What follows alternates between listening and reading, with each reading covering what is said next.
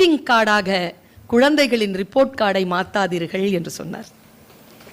உங்களுடைய visiting card இல்லைங்க, இந்த குழந்தைகளுடைய ரிப்போர்ட் கார்ட்ஸ்.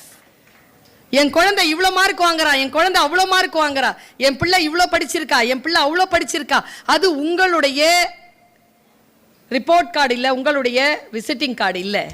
அது குழந்தைகளுடைய progress card. Let them progress.